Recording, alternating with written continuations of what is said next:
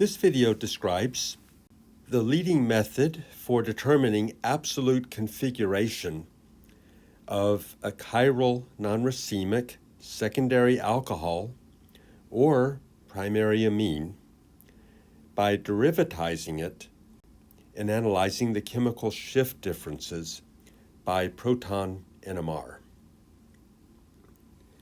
There are two leading reviews from the world experts in this area, from the laboratory headed by Ricardo Reguera.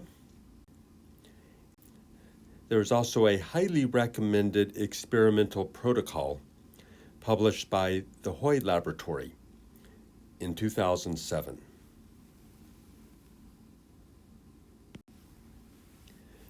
These methods will analyze a compound with unknown stereochemistry by derivatizing two samples of this material, one with the R enantiomer of a chiral substance and the other sample with the S enantiomer of the same chiral substance. This creates two samples which are diastereomers.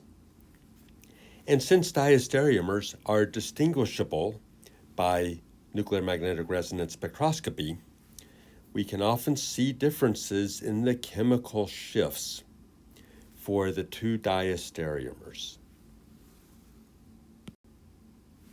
This figure describes the derivatization of a secondary alcohol with a chiral carboxylic acid.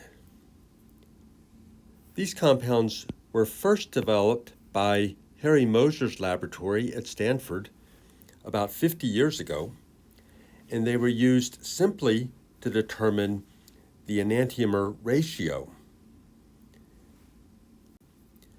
One advantage of these structures is that the ratio can be measured by integrating the proton NMR, the fluorine-19 NMR, or, with the long enough delay time, carbon-13 NMR.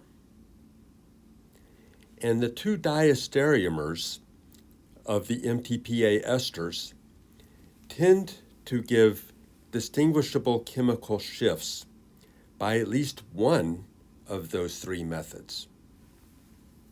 Several laboratories noticed that there were consistent trends in the direction of the changes in chemical shift, shielding or deshielding.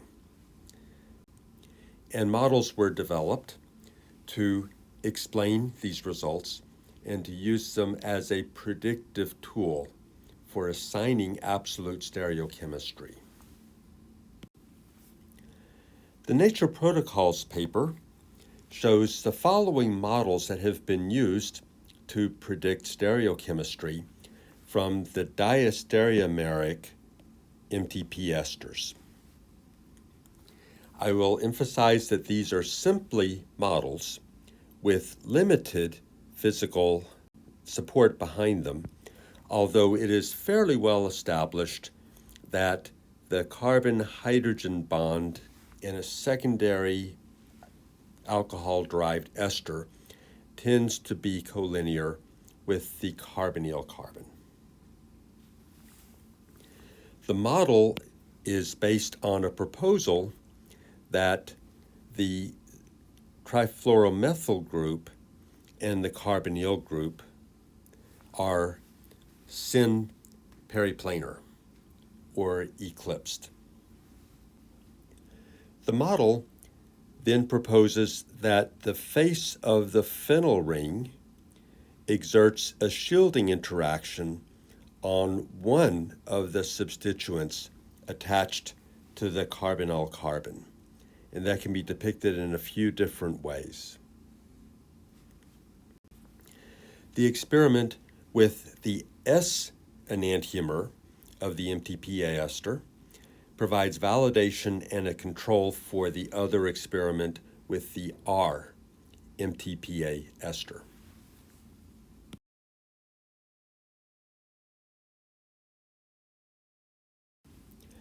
Using the models so that the carbonyl-carbon-hydrogen bond, the carbonyl, and the CF3 groups are all collinear, leads to a prediction for the Moser ester derived from the S enantiomer, where the phenyl group is in back. This will have a preferential shielding interaction for groups that are on the back side of the compound.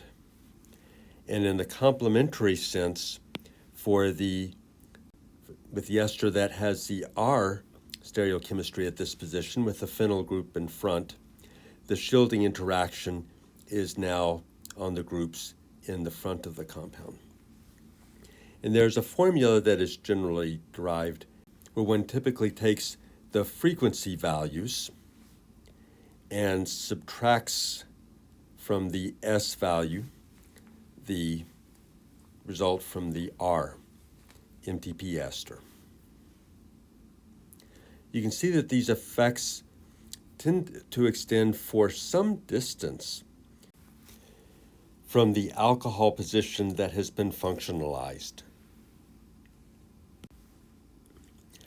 Now, it has always been acknowledged that the sigma bond between the carbonyl and the chiral carbon substituted with the trifluoromethyl group, methoxy, and phenyl groups has a low barrier to rotation. Computational studies, but also the common sense consideration that the carbonyl dipole and the trifluoromethyl dipole should probably not be in a syn periplanar orientation. It actually makes more sense that these dipoles are in opposing or anti-periplanar conformations. This changes the rules quite a bit, but the Bruguera laboratory, also using computational studies, proposed that the effect of the phenyl group is not that the face is shielding, but rather that the edge of the phenyl group is deshielding. So the Bruguera model proposes that there are two things that are different. The conformation of the ester carbonyl and the trifluoromethyl group being anti-periplanar instead of syn-periplanar, and that the phenyl group, instead of shielding from the face, is deshielding from the edge. Since chirality at a single center is binary, it's either R or it's S. If one rule changes, you get the opposite answer. But if two rules change, then it's a double negative, you get the same answer.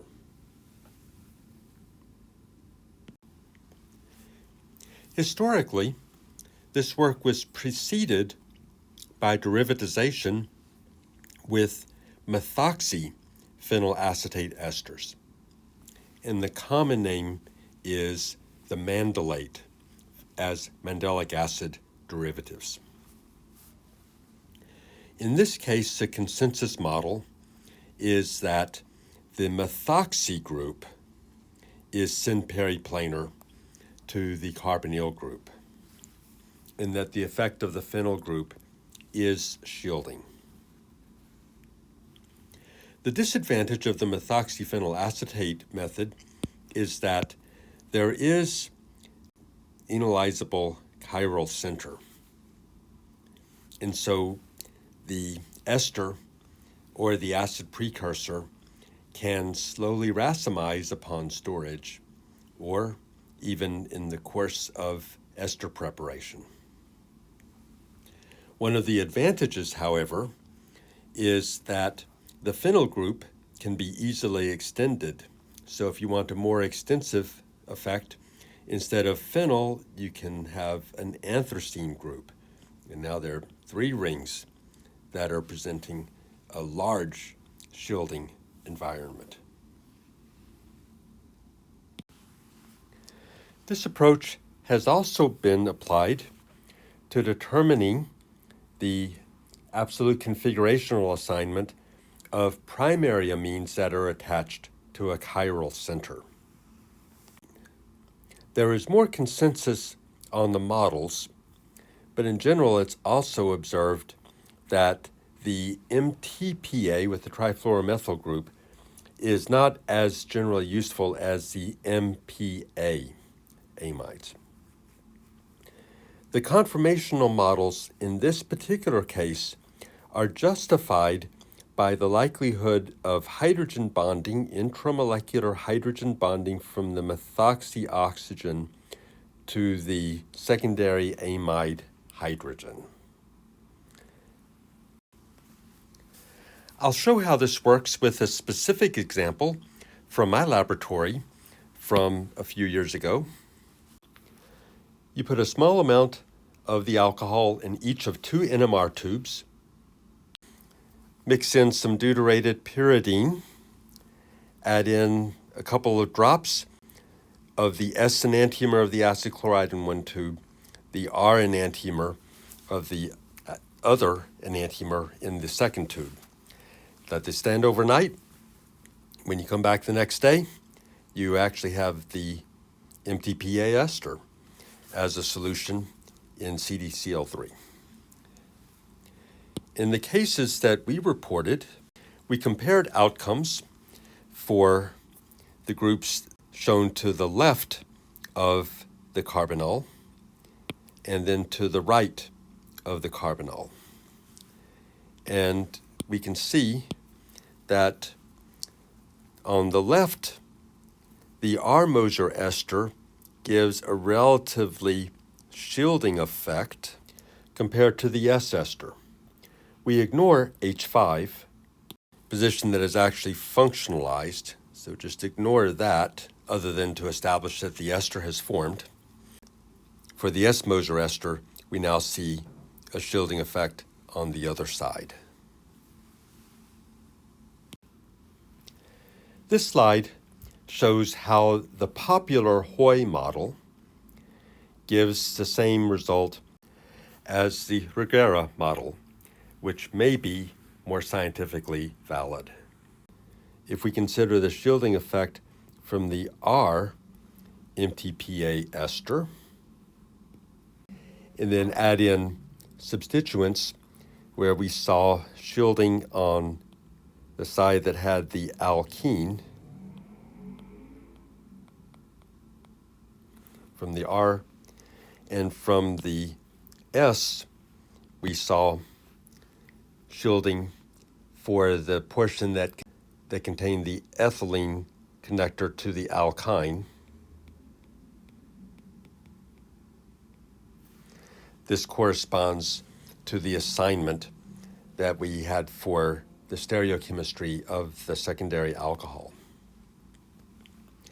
And it turns out the same thing happens with the Regera model. If we saw deshielding for the portion of the compound that had the ethylene group connected to the alkyne, that's consistent with what we observed for deshielding with the S enantiomer on the side with the alkene.